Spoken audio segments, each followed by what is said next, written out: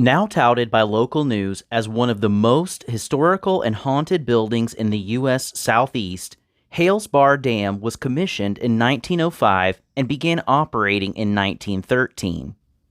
4 years after its targeted completion, due to delays that created impossible deadlines and resulted in unsustainable, even fatal, working conditions.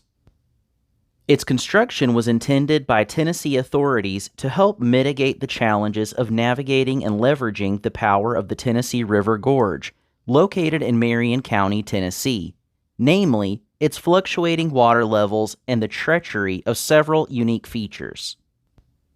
One of these features included a whirlpool that Native Americans declared a portal through which ancestors could suck souls into the murky depths of the water. Much like the construction process itself, initial operations were fraught with problems, tensions, and tragedies that would plague the dam until its eventual, perhaps inevitable, closure. The biggest and most obvious issue was that the leaks seemed endless. These weren't minor leaks either.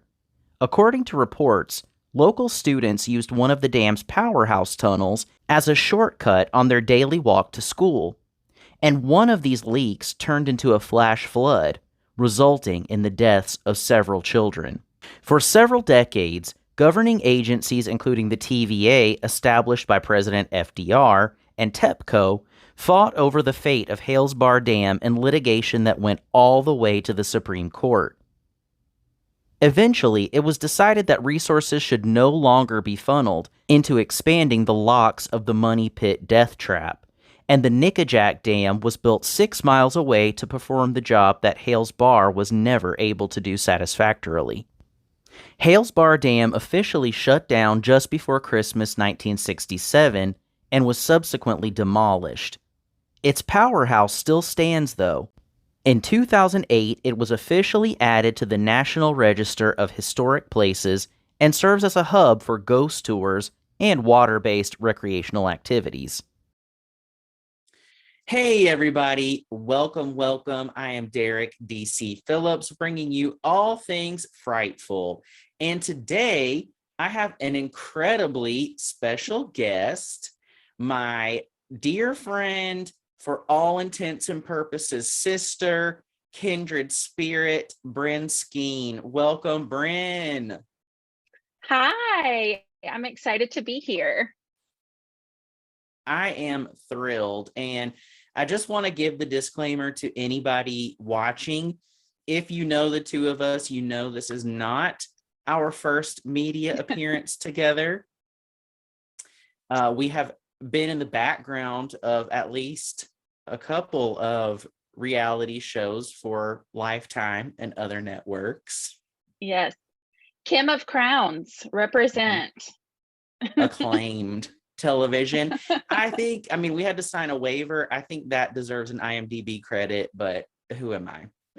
Agreed. We were strategically sat right behind the judges. So every facial expression was captured. Yeah, it was there was a talent portion. It was interesting. We'll say that. Yes. I do remember coworkers recognized us on TV the next day. It was a big deal for us at the time. Yes, and for sure. That was probably, it had to have been at least 10 years ago.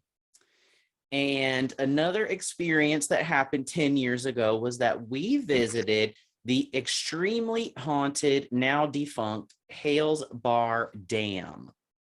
And that's what we're going to talk about today, our experiences there. And I want you to kick things off because you are the one who found Hales Bar Dam. Tell people a little bit about how you found it and that background.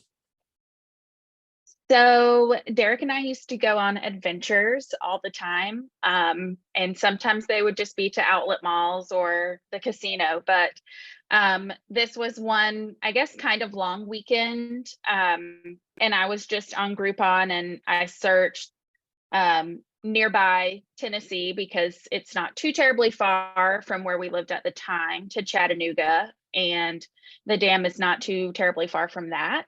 So I just bought bought the Groupon and we kind of loaded up and went. We stopped at probably a Pizza Hut on the way. I can't remember, but that was really how it started.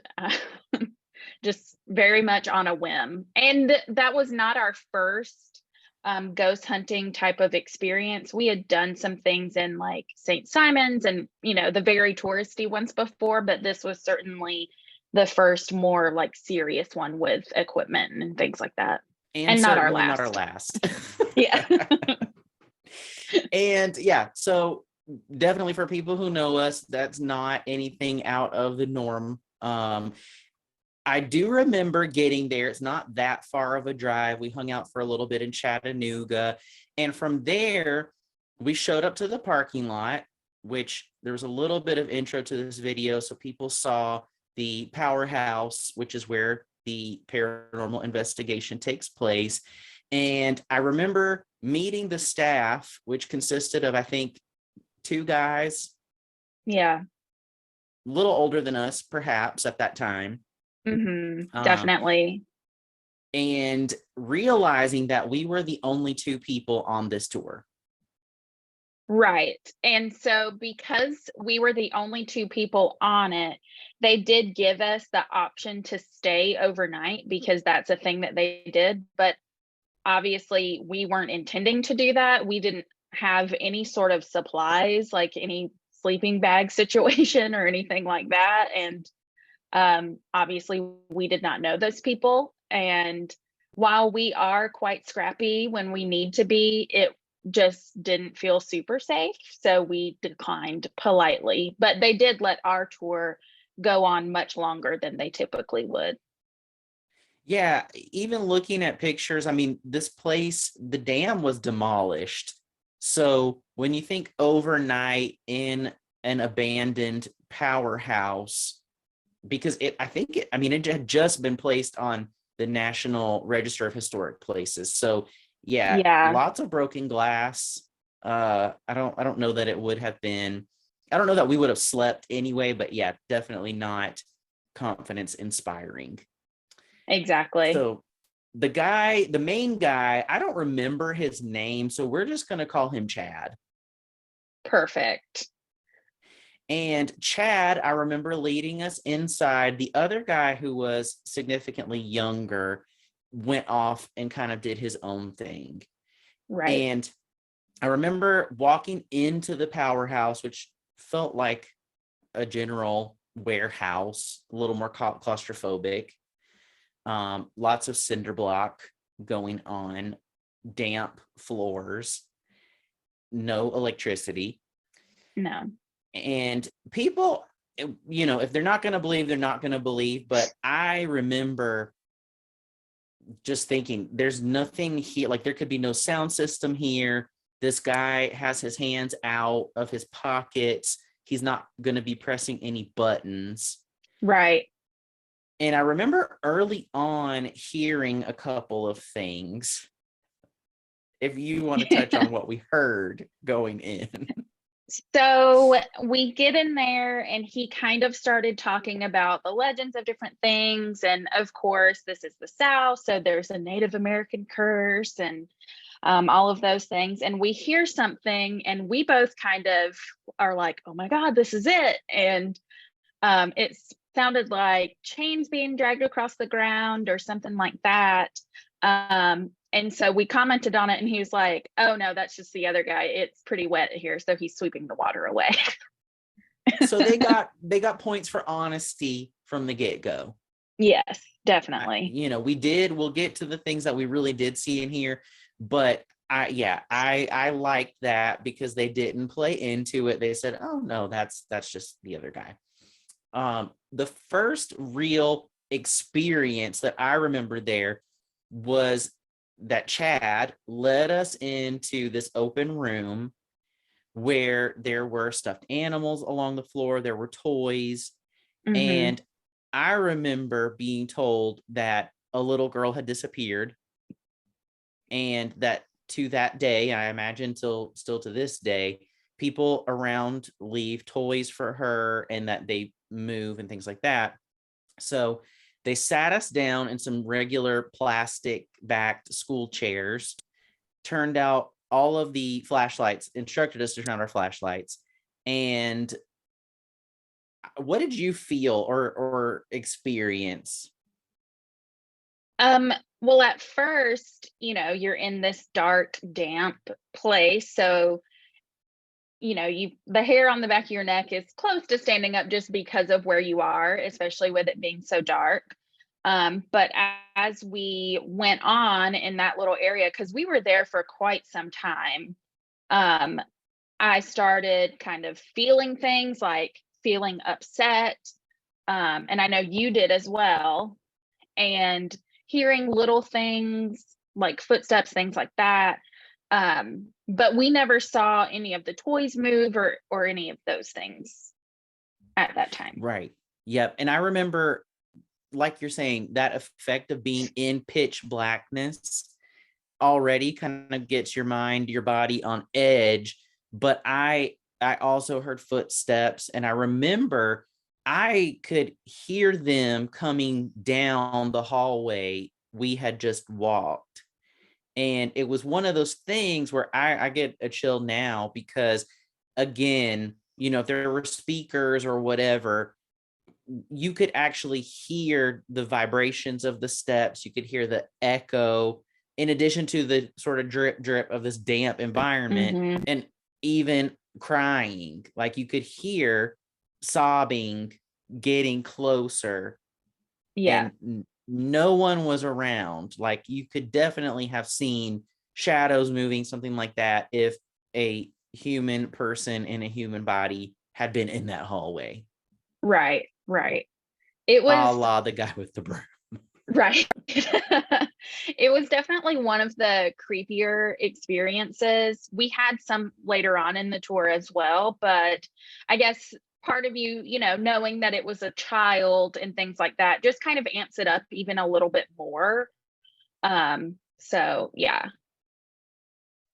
I definitely think if we were teens in the town, that would have been a spot that we frequented and probably would have dropped off stuffed animals as well. for sure, for sure. I've got to say though, that what was interesting about that is it does kind of toe that line of urban legend, because there are a lot of documented weird real life things, flesh and blood things that happen there. Right. But yeah, when you Google, there's not a specific name of a child who went missing, that sort of thing. But definitely was unnerving. And like you said, leads up to some even potentially creepier things that happened in the next Right. area. So Right. from there, we were led down that tunnel, spent some time in the room, went through some other passages. And I think for me, probably the most unnerving section was when we came to a wall. Just, I mean, if we were walking through there and there was no tour guide, probably wouldn't have thought twice. But Right. It was completely unremarkable in all of it. I mhm, mean, just a concrete wall. Yeah, right. And we're holding the devices that I compare to a coaster at Red Lobster or another restaurant when your table is ready. So it would vibrate and light up.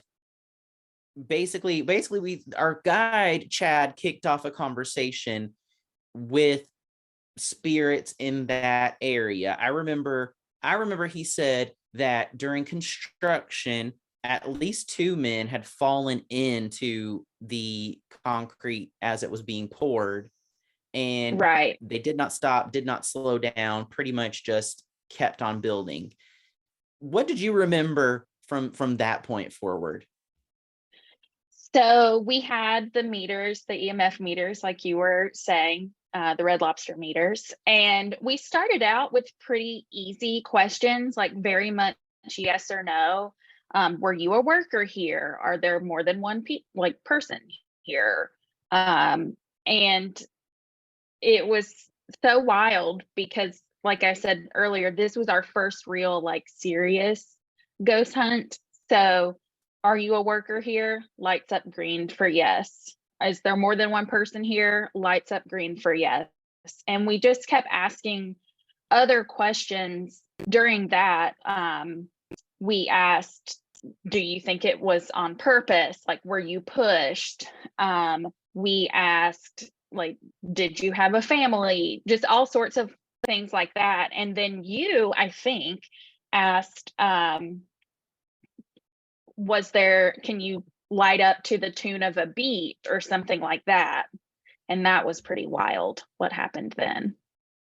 That was crazy. I think you set it up asking, while you worked, did you like to sing? I think that was what kind of set it up. And I remember from there, we were going to walk away because there was a longer pause. I remember the pauses got shorter and shorter, but then it's like they trailed off. And so when I asked, yeah, can you make the device light up to the tune of your favorite song? We didn't get a response. We thought, oh, let's just go ahead. We'll keep walking, see what happens. But all of a sudden, the machine started going crazy. I mean, it looked Yeah. like a speaker equalizer going up and down and all over. That was eerie. And like you said, I remember feeling just a profound sadness. I'm sure And the air. I had like a suffocating feeling too, Yeah. for part of it. And I have a little bit of claustrophobia. So I was like really going through it by the time we were like, okay, let's leave here. But then as soon as we turned around to go, that's when it started going crazy to the beat of whatever song that whoever it was trying to play for us. But it was, I mean, that still sticks with me like to this day. It was so crazy. Oh yeah. And I'm coming on off mute. I'm sure people can probably hear my dog snoring. Sorry, Huck is a snorer. Yeah, it's one of those things where, like you said, it's the space itself was tight in areas, but that's what was interesting because it's almost like the claustrophobia followed even in the more open, high ceilinged passages, which is crazy. And I do remember we stuck around for once we started getting answers quickly again, we stuck around. And I do remember asking if there, like you said, if there were other spirits and are they good spirits? And I remember the machine going, no, no, no. And we asked, do they want us to leave? And it went crazy. Yes, yes, Yes, yes, yes. yes. That was a little terrifying. And I remember when Chad thanked the spirit and told him we needed to keep going. I remember it also again went nuts. Just no, no, no. And it was again that sadness came back And of it this was one of those lingering. things. It was one of those things too when it started saying no, no, no, like don't go. I was like, does it know something that we don't? Like, is there something waiting wherever we're going next? So it kind of heightened that anxious feeling as well. Definitely, because I remember from there we went down. I think we may have gone down some stairs into an even darker area. I mean, there were no broken windows even. And there we were allowed to walk around, take some pictures. I can't remember. I don't know why if this is my memory acting up on me, but it seemed like there was almost like a laundry area or something for people who work there, but it was just E- open. yeah, I think you're remembering that correctly because the people that worked there also kind of lived there in a way. Um, and so that wouldn't when we were going through and they were telling us what each of the rooms were, I remember thinking like, this is people's whole entire lives. Like for this failure of a dam, you know, it was crazy. When I remember you did a little bit of research on what happened to more of the employees who work there. I know A couple even fell into concrete being poured, but there were a few other cases you read about, right? Right. So, like I mentioned earlier, of course, if it's in the Southeast, there's going to be rumors of Native American curses or something being on a burial ground, or, that's pretty commonplace down here. Which, I mean, make of that what you will, I guess. But there were also some, what one of the articles I read, and I'm sure Derek will cite them below, said violent accidents, meaning a boiler explosion happened at one point. Two men were crushed by something that fell, ironically called a falling derrick. So there's that, not spelled the same way, obviously. Um, of course, since it's a dam, there were drownings. There were also some murders, again, with it being in the South. Um, I'm the likelihood of them being racially motivated were very high, according to the article that I read.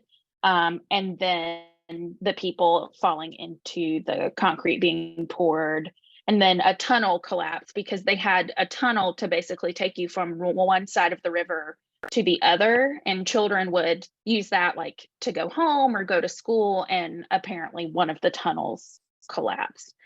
And then also, it's a dam. Usually where dams are, there are lakes and things like that nearby. Um, and much like in Georgia, all of those things tend to be man-made. So there's houses down there, there's graveyards down there that not necessarily are taken care of appropriately and moved elsewhere before the area is flooded. So, That is so true. I remember reading something about that. Just like Lake Lanier, which is not far from mhm, us, when the water levels are low, you can see tombstones around this. It's just such a creepy place, and there's a convergence of so many factors, like you said about Native American burial grounds. It's almost like it. This dam checks every box for every potential movie, urban legend, haunting that exists.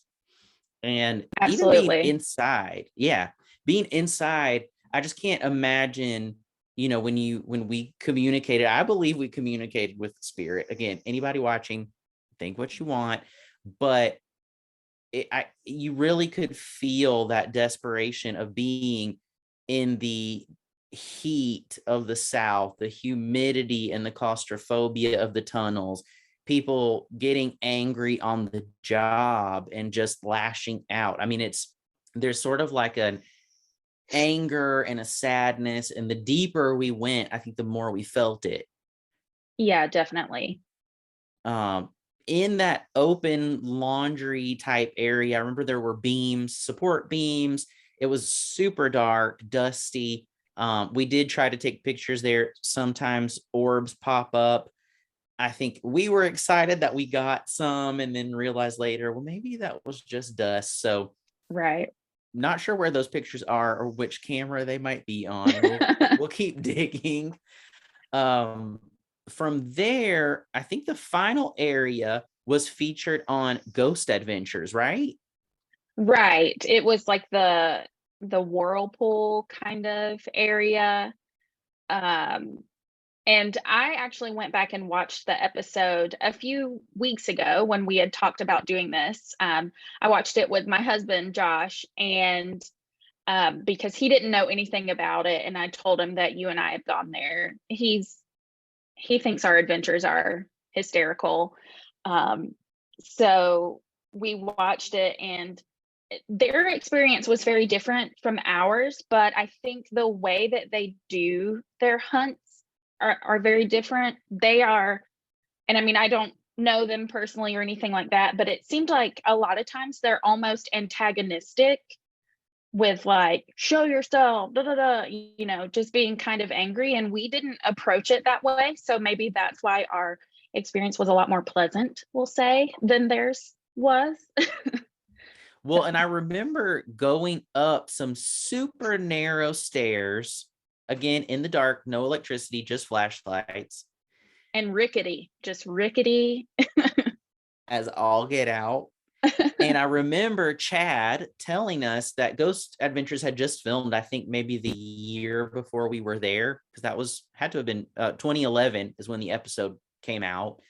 And I remember him telling us as we look over the edge of this rickety little catwalk that Zach Baggins, I guess, reported feeling like he had been shoved. And so I just remember thinking, oh my gosh, I can't fall in this whirlpool. I can't fall in this whirlpool. But what's so crazy to me is looking down. I mean, you're in this big warehouse type environment, and you can look down and see this whirlpool that is encased in a giant warehouse. Yeah, it was And so crazy. yeah, I believe it's the one that is referred to as the suck, which there's Yes. several in that area that make it super dangerous. And that's the one that Native Americans said ancestors would pull. And I think there was even a chief, again, mythology. There was a chief whose land had been taken. Versions vary based on who tells it. But yeah, either whether it's ancestors or a chief whose land was stolen, the spirits can suck souls down through this portal, through this whirlpool. So that was, I remember being very anxious at that point and nervous. I mean, I was definitely like white knuckling the railing, just like I am not going down. Like I'm a pretty decent swimmer, but I am not here for that. Like, yeah, that was crazy. And but like I said, because I think when you do ghost hunts and things like that, it is a lot in how you approach it. We approached it very like we're not here to, get jostled basically. Like we want to be very respectful, uh, and I think because a lot of the ghost hunting shows on TV, like obviously they want it to be pretty sensationalized, so I think they kind of go in with um, that in mind in some ways. So they'll be a bit more like, I hear you shove people, shove me. And we weren't trying any of that. We were just like, we'll talk to you. So Right. I want to say we tend to be very respectful of the spirits, not always of the guide. In good fun, we'll maybe do another video another day, um, detailing our exploits at the Gaither plantation here in Georgia. But yeah. I think we are very much clear with the spirits that we're coming in out of curiosity and leaving. We always take the advice of saying a prayer afterwards, breaking that chain of energy that might be following us out. From this particular event, I remember we got back late that night at like early morning hours, and I Hmm. honestly did not sleep for 2 or 3 nights because it was such a powerful, the energy was just so strong. Yeah, I think I ended up one of the nights because I was so exhausted. I think I ended up taking some NyQuil to get some sleep because um it was intense, like everything that we experienced. And I haven't had one like that since. Again, the Gaithers plantation notwithstanding, that one was intense in another way. But yeah, I think at one point, because we lived together at the time, I knocked on your door and I was like, hey, you want to come sleep on the living room couch? Yeah, we had all the lights on. And like you said, I don't know. I can't think since then of a time that has been a place where there have been such strong manifestations of some kind of energy that knows what it's doing and sending a very clear message back and forth. Hmm. So I would like to go back and just see, hey, do y'all remember? So I don't know. And I was thinking that too, because especially the part with the little, I think they said little girl specifically, but especially the part with the little girl, now that I am a mom, to see if she reacts differently to me now than then. I would just be really curious to see. if there was any change, because maybe she didn't really come out and move things around because none of us there were parents. Maybe that makes a difference. I don't know. That's true. And hopefully some of the spirits have moved on, if that's what, if they were hanging out there or trapped there, not sure of where to go. Hopefully they've found some kind of peace. I do think it's really interesting. I didn't realize at the time they have reopened, from what I've read, post COVID. They've done some Mhm. of the put on the man-made, I'll say, haunted attractions for Halloween, which I feel a certain way about that. Like you said, it doesn't Right. feel super respectful with bloody props and things like that. I know a lot of time has passed, but still, I didn't realize that it is an active marina also, so you can go Mhm. kayaking but I don't know if I would want to kayak the whirlpool waters around there. Yeah. Even on the Ghost Adventures episode, you could see when they were kind of exploring around the area, there were a bunch of docks and like little boats and pontoon boats and things like that. And their episode was weird too, because at the very beginning, there was like a tiny tornado that went through. And I'm not sure where they're from. I assume by the way that Zach Bagans dresses, he's from New Jersey. That could be wrong. So maybe he just didn't know about tornadoes or like had never experienced them at all. But um, watching it back, I was like, oh, this is just a Tuesday. I don't know why he's freaking out about that. Yeah, So, yeah, yeah. We're not sure. That's the one thing about some of those shows too. It does seem like the slightest inconvenience or slightest noise, weather condition is sort of exaggerated, which it's a TV show. I get it, but yeah, I do like some of the more toned down shows like the Dead Files that focus mhm. on the story rather than the what is it called? Night Vision, where it's like, Yes. did you see that chair move, bro? No, no, I didn't. Well, Bren, Exactly. thank you. Thank you so much for being on today. I can't wait for our next ghost adventure. We'll be planning it, and we'll have to pull some of our ghostly memories out of the vault as well for the people. Yes, I think for sure a Gaithers episode. I mean, it's not to tease too much, but it's a very different experience from this one, but no less fun. Oh yeah, there were some characters a lot. I think actors planted in that tour group. So we'll definitely pull that one out of the vault. Yeah, for sure. All right. Thank you so much, Brand. We'll talk soon. All right, thank you.